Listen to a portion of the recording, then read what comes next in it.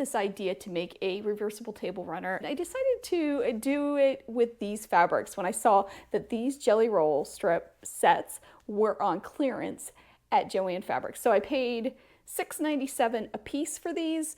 I thought I'd make a reversible table runner that is kind of for the summer with these watermelon prints. And this one that's kind of like the early fall and late August, early September, that time of year. That way I can flip it over when I decide to and change the whole atmosphere of my kitchen or wherever I put it. I'm not sure where I'll put it, but we'll figure that out. These strip sets, by the way, are 20 strips, 5 designs, and 4 of each design. And if my calculations are right, I think we can make 2 table runners, 2 reversible table runners for a total of $14. That may not be right. Is that right?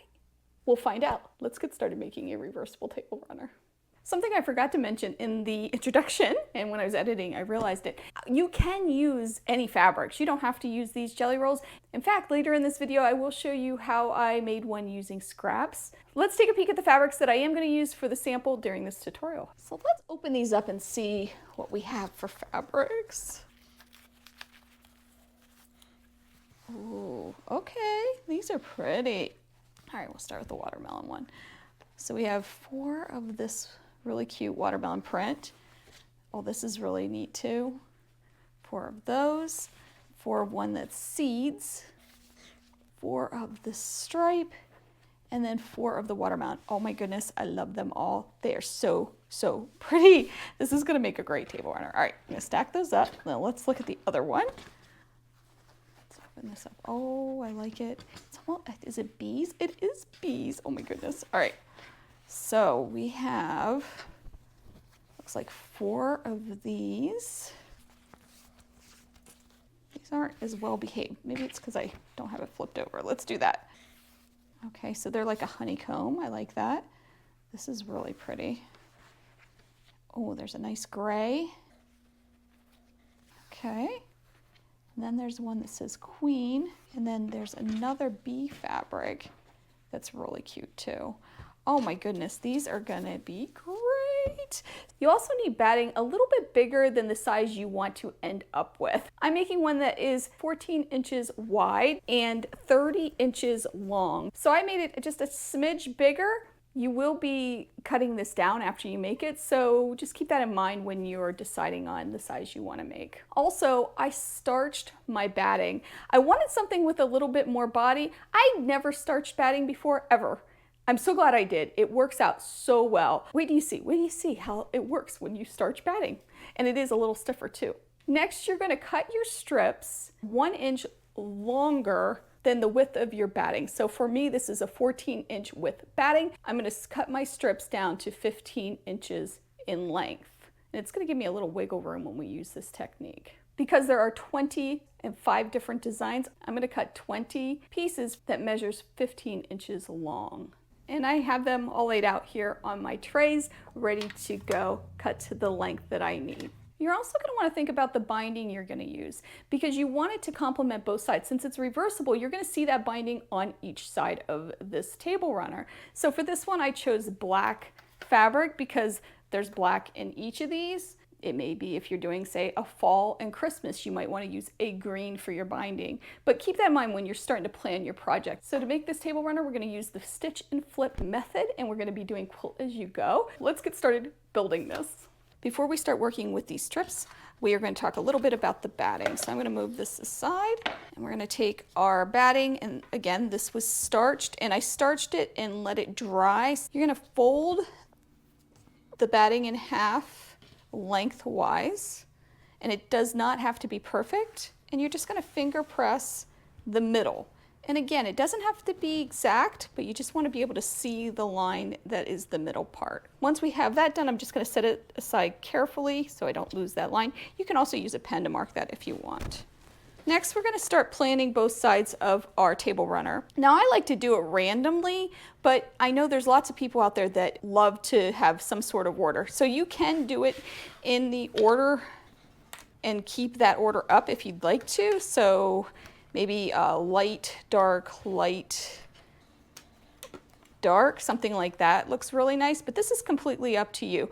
I like to do it randomly just because I like the look of it, but I understand that not everybody's like that. So just decide what your center one is going to be. I like to start in the center because I think it evens everything out when you're using batting, but you can start at one end. It just kind of sometimes gets a little wonkier. Is that a word? I think so. It gets a little weird and it's harder to trim up. So I like to start in the middle. So I'm going to start with this watermelon in the middle. And then I'm going to look at these and do the same thing, decide what I want to start with in the middle. Now with this set, I noticed there were two that are similar right here. And you can see they're kind of the same, but not really. So I really don't want those two together. Maybe something, I don't know, like this, or I don't know. I'm just gonna always make sure that those aren't right next to each other. I think I'm gonna pick this one for my middle. And I'm gonna set these aside for right now. So we're gonna take one strip of whatever we're deciding for the middle of each set, so each side of our table runner. I'm gonna take those two. I'm gonna set the others aside for right now. Next, we're gonna take our batting, and you can see my line, my crease right here. And I'm gonna lay one of these here, just like that.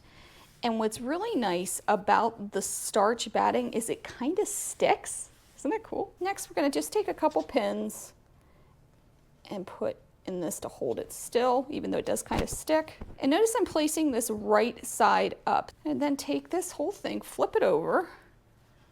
And I can see my ends here of my fabric. I'm just gonna line this one up, also right sides up. Place that on there. It doesn't have to be super straight because we're going to be making this not straight on purpose. And I'm just gonna put some pins in. Be careful of the pins on the other side. You also wanna make sure you're putting the pins in the middle because we're gonna stitch on both sides of this to hold it in place. Just like that. And all I'm gonna do is go to the machine, stitch down both sides. I'm using a neutral thread. I'm actually using gray because it's gonna go with both of these. That's another thing you wanna think about is the color of thread you use because you will see it in quilting and you'll see it on the piece side too. So both sides are gonna have the same thread. Again, just like the binding, you're gonna make sure it matches. So I'm just using a walking foot and I'm tacking this down. I'm gonna go in 1/4 inch, but you don't have to. And my stitch length is, I'm gonna take it down to 2 and just stitch this on.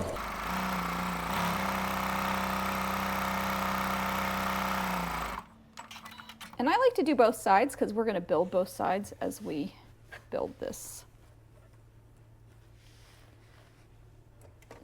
table runner.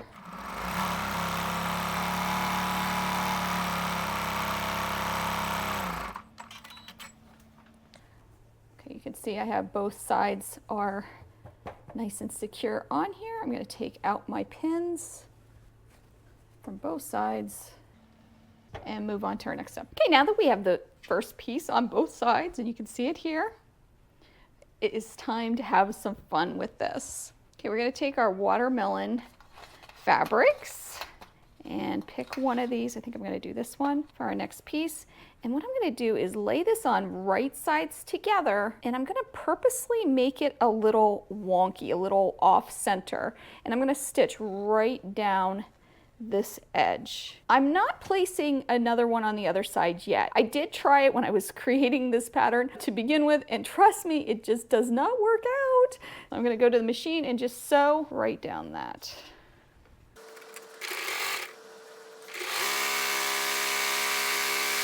Now notice I made sure that the whole strip is on this fabric, so I don't have any gaps. Our next step is to take this and just finger press it open like that. And I like to use my thumb. You can also press it with the iron if you want to. And you can see when we stitch this on, it quilted on this side. And you know what? I am going to press this with the iron. And that activates that starch a little bit, so it kind of sticks to it. It's really great. My next step is to stitch on this side of the watermelon. So I think I'm gonna take this one and I'm just gonna purposely make it a little wonky. You can flip it over to see how you like it. Just make sure your whole seam right here is within that other piece, so your seam allowance will accommodate it. And I'm going to stitch that down too.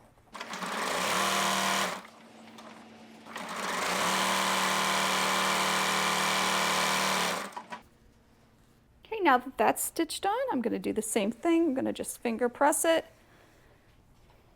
Take my iron and press it nicely so it's nice and crisp. And then what I like to do is flip the whole thing over. And now we're going to add the pieces to this side. So let's see. What do I want to do? I think I'm going to do one of the white. And I'm going to stitch that on.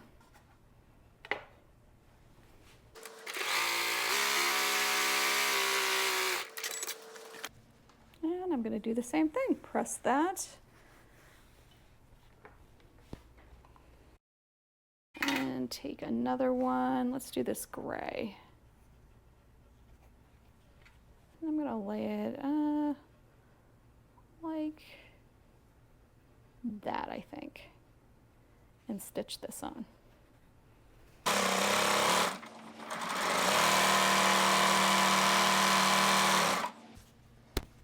And we just press that and then flip it over. You can see some of the quilting lines. It's turning out so cool. And you just keep on building. So let's do the green on this side. Yeah, I think I like that.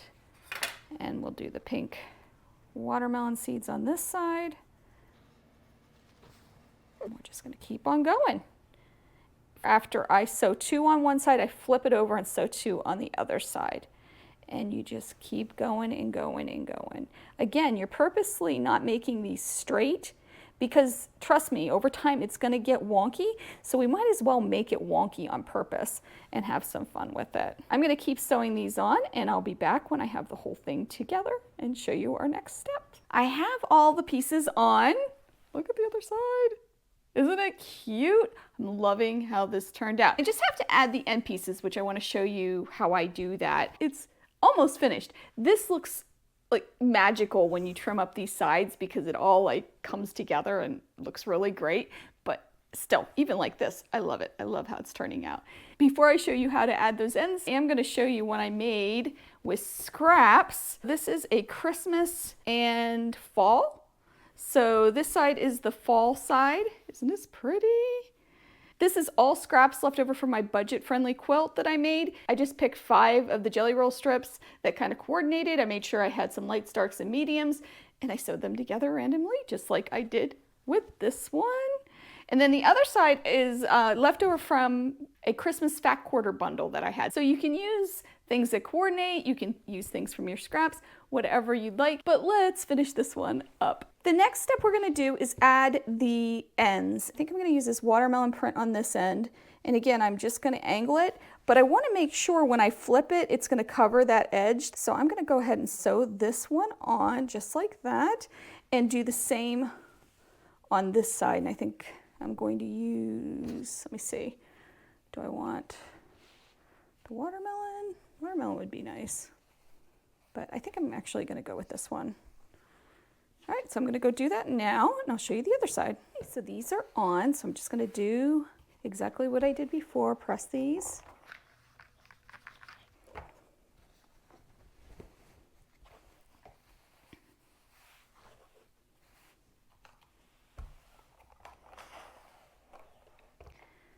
And then I'm going to flip it over and do the same thing on the other side to finish this up. So I'm going to add a strip here on this end and one on this end to finish up this table runner. So let's see, I think I'll pick this one on this end and maybe this one on this end. Okay, these are done. Again, press.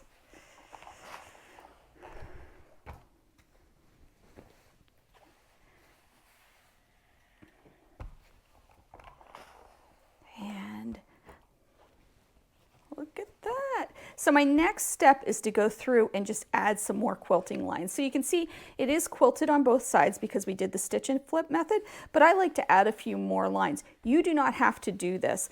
Also, there is some puckering you can see, but this is going to all quilt out or steam out even. If I take the iron to it, you can see it go away. But adding more quilting lines will help with that. So I'm going to go do that now, just add some more and meet you back here. It's all quilted, both sides, of course, because you're quilting through both sides.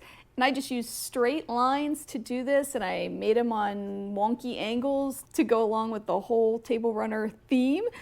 Next, we're going to trim it down, and this is when it really comes to life, because right now it looks a little messy. When we trim it down and then bind it, oh my goodness, it looks so pretty. Here's our table runner, and we're going to trim up the edges now. So I'm just going to lay it on my mat, kind of straightish. This is super forgiving because of all of the wonky angles.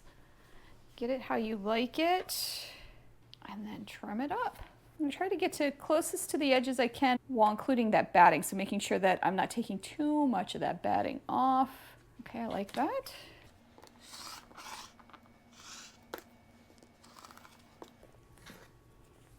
Oh, look at that. It's already coming together. I'm just going to put this down here and line this up. And I'm using my ruler, not the lines on the mat, at least for this first cut. Oh my goodness, it's so pretty. And now I'm going to go in and use the mat to straighten it up. And actually, because I want to get this nice and straight, I'm going to use a couple rulers to do that. Put another ruler over here just to ensure that's straight and cut it down.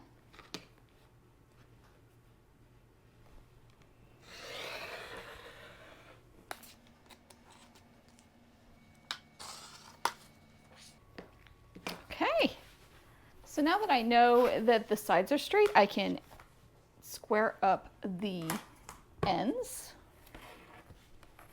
I'm just going to line my ruler up, making sure it's straight on this side and on this side, which it is. Yay! I'm going to come over to the edge of that batting and cut. And I'm going to do the same on the other side. Line it up. Make sure it's nice and square. And cut. And you can see I just clipped a little tiny bit of that batting, but we made it oversized on purpose, so that's not a big deal. And now, look, it's all done. Oh my goodness, I love it. It's so cute. Look at the other side. I love it. And now I could even make some placemats out of this. I can make a really long piece and cut it up. I could do coasters. You could do smaller table runners, skinnier, whatever. But this is a great base. It is a very quick project and fun to do. So next I'm going to bind it, and I already cut my binding strips. These are 2 inches wide. Move this so you can see.